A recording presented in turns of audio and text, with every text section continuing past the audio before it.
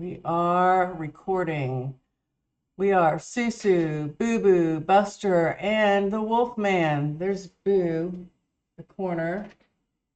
My husband is up. There he is. Yeah, are you molting again? It's his time of the month. I mean, you know, full moon and everything.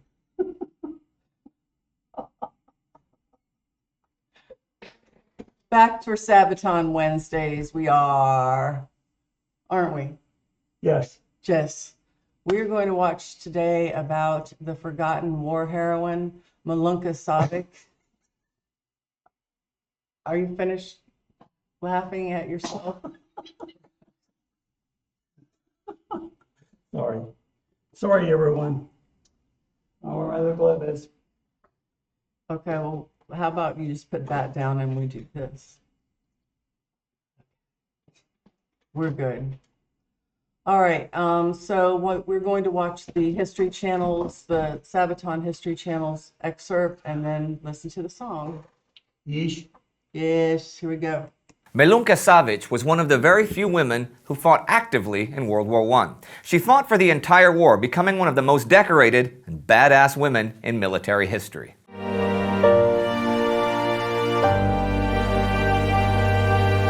I'm Indy Nidell. Welcome to another special bio episode of Who Did What in World War I, today featuring Milunka Savic. From what we can figure out, she was born possibly June 28, 1888 in the Serbian village Koprivnica. Some sources say 1890, but there really aren't any records of her family background or her childhood. We do know that she had a brother, and in fact joined the Serbian military in 1912 in her brother's name. Women were only allowed to work as medical staff at the time and not perform active duty, yet Milunka Savic was ready to see battle, disguised as her brother Milun Savic. She first fought in the two Balkan Wars, and it was only after she was injured in the second one that it was discovered that she was a woman. She had been part of an infantry regiment known as the Iron Regiment, fought in the Battle of Bregalnica and was promoted to corporal. So, the wounded Savic recovered, and the brass wondered what to do now. They didn't want to punish her for serving her country, but a woman in battle? They called her in, and she said that all she wanted to do was to fight for her country. And after a brief consultation, that's what they let her do. Good thing too, because a year later, Serbia found itself fighting the First World War and being invaded by nearly 500,000 Austro-Hungarians, again and again and again. It was during the third invasion, in November and December 1914, that the Battle of Kolubara was fought. And though the Serbs were huge underdogs, they not only won, they drove the enemy right out of their country. For her valor in battle, Milunka was awarded the Order of the Star of Karađorđe with swords, the highest honor the Kingdom of Serbia offered. Now, there are stories about her at Kolubara which may well be true, but then again may not be entirely so, but they certainly made her a national hero. She reportedly crossed no man's land alone, throwing grenades, jumped into an Austrian trench, and took 20 soldiers prisoner. 2 years later, at the Battle of Cherna, against the Bulgarians, she managed to clear out a Bulgarian trench and take 23 prisoners again, single-handedly, earning herself the second star of Karađorđe. I apologize for mispronouncing anything. After the battle, the Serbian army retreated to the Albanian coast, marching across the snowy mountains. Milunka was wounded 7 more times during the fighting retreat. By the time they reached the coast, the Serbian army numbered little more than 100,000 men. They were evacuated by the French and British, and Milunka and her unit became a Serbian brigade in the French army. She was injured again in Tunisia and then went to the front in Salonika, where she fought until 1918, becoming a non-commissioned officer in the process. There's a tale from that period that a French officer refused to believe that a woman could be so capable. So he set up a bottle of 1880 cognac at 40 meters and said if she could hit it, she could have the other 19 bottles in the case. She got it on the first shot. Milunka Savic was repeatedly decorated during the war. She won the French Legion of Honor twice, the Russian Order of the Holy George for Courage, the British Medal of the Order of St. Michael, and France's highest honor, the Croix de Guerre. She was injured a total of 9 times, but fought the war from beginning to end. After the war, she continued to be honored, receiving the Serbian silver and gold medals for her bravery during the Balkan Wars, and the French even asked her to move to Paris and take an army pension. She declined and settled in Belgrade in a neighborhood that is now named after her. She worked for the post office and then as a janitor at a bank. She married, had a daughter, divorced, and adopted 3 more daughters. During the Second World War, she was sent to concentration camp for 10 months, and after the war lived in poverty and obscurity until the half-century remembrances of the First World War, when she turned up wearing her medals, which was more than anybody else had. The older soldiers talked about her exploits, and she became famous once again in her old age. She suffered a stroke and died in Belgrade, October 5th, 1973. Milunka Savic's story is pretty unique, and her feats truly the stuff of legend. Yet she was forgotten for much of the 20th century. Still, she's remembered today, and there was even a movie a couple years ago and a theatrical play about her, and she is now remembered as a Serbian war hero. Apart from the individual stories like Milunka's, the general role of women in World War I is often overlooked. So we made a special episode about that role, and you can check that out right here. I can imagine I'm going to get some good comments about Milunka Savic in the section below, and I look forward to reading them. If you like our show, please subscribe and recommend us to your friends. See you Thursdays. In Nederland, Ja. ja. Jullie hebben iets van 9 Ja. miljoen platen verkocht. Ja. Did you know any of this? None of it, but I did want to make a comment. So in a lot of countries, in our country still is this way, they don't like to put women in combat. And I think maybe they just changed it. I don't remember, but I know that for a long time it was illegal for a woman to go into combat. And same thing, I mean, up till very recently, I think. And, but, so in the First World War, there was always prejudices against women fighters, right? But at least in Russia, by the time the Second World War came along, they started enlisting women because they were just so really outnumbered. And then, you know, I thought a lot about women in combat, and I think they can be just as fierce. And, you know, since Israel became a country in 67, maybe? Well, I don't remember, so don't anybody quote me on that. 47? I don't remember, but they have women in their combat forces, and they're badass. I mean, they're a badass army, and they're small. Mm-hmm. So anyway, Well, and to I'd heard stories of women fighting, pretending to be men. yeah. You know, posing as their siblings or as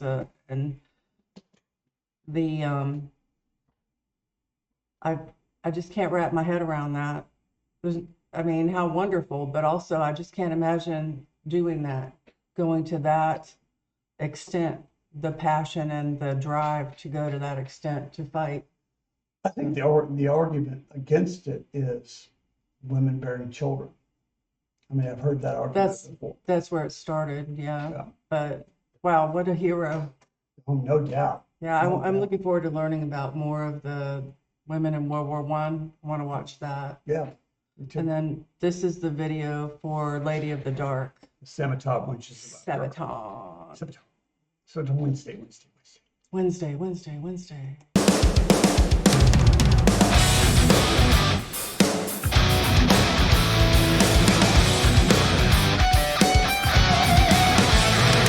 Who shall be remembered in the ancient house of war? On the medals of the stories in the alley of the great celebrated hero who has wandered through the dark. She stands before you on that metal shining light, lost in time, returning to the light. Bow before this lady fights for life. So sister, raise your hand for the lady of the dark. Soldier with no will to kill, with a philanthropic heart. Break the norm, she's the girl in uniform. Fighting side by side with men, she will fight until the end.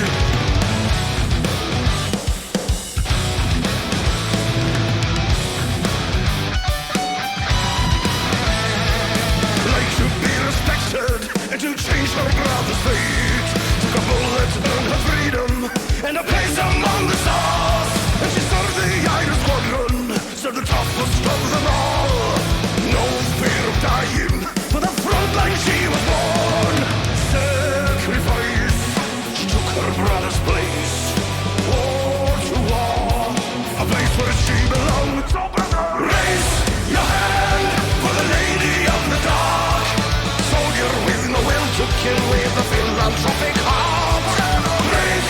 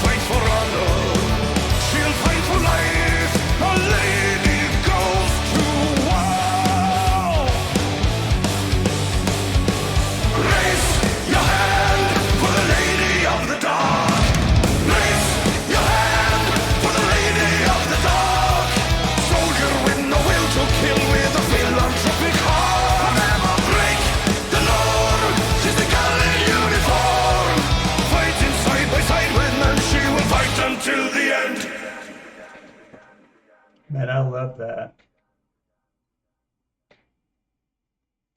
Okay, the history part was a little bit short. Normally they're quite a bit longer.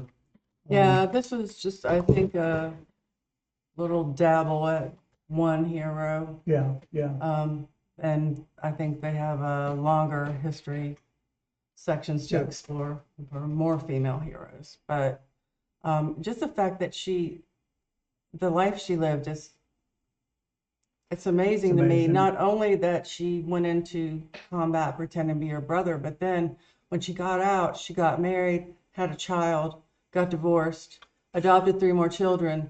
Then she went to a concentration camp. right. What Right, what wow. kind of life? Oh, the stories that she could tell. And if she was born in 1980, then she would have Or been 80. 18. Hey, I'm sorry, 1890, then she would have been, yes, she would have been born, and she would have been 83 when she died. So what a long life to live. Yeah. And then being forgotten, and then being recognized, and then being forgotten, and then recognized. And, it's kind of back and forth with her. And it's sad, man. They don't have a statue of her. They ought to, huh? Oh, I think they have things honoring her now. Oh, yeah. Yeah. Let's hope so. Dedicated I to. think that's Yeah. a great story. That honestly makes me want to go back, not for just, the world wars, but go back to like the Civil War and see if there were any women that participated in that. I think that there probably were, at least in the South. Wouldn't there have to be and someone be able to try and sneak in and Yeah. Sure. I'm sure there are stories of all over the world that this has happened.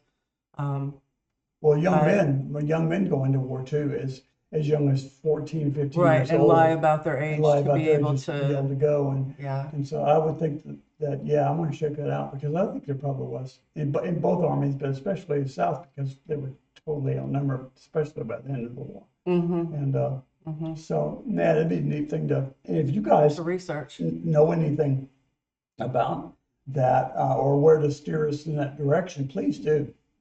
That's very interesting stuff to me. I loved it. Yeah. And Yeah. I love the song. I love the lyrics. Yeah, I like the song too. Going to war with a philanthropic heart is not wanting to kill and then equipped Right. for battle at the same time. It's even more of a tug on a lot of women than Mother's men, because our emotions are on the outside of our bodies as well as the inside. Yeah. And if you disagree with me, that's okay. We don't all have to agree with each other, Well, usually do. So, Yeah. Well, listen, we thank you, and thanks for showing up on Sabaton Wednesday. And Yeah, I'm putting Lady of the Dock on your, on my playlist. trust me, she's got a bunch of stuff on her playlist. I don't have it yet on her Spotify. I just too lazy. But thank you for giving me another one to listen to this weekend. Yes, and What what do you it's do? supposed to be. You're in frame. If you like this video, please like the video. If you like the Like- fact that I was wearing a wolf mask Are when we you started. sleeping? Like, subscribe, notify, share, Comment down below. comment, and be blessed. Keep coming back and don't hurt anybody. Don't hurt anybody.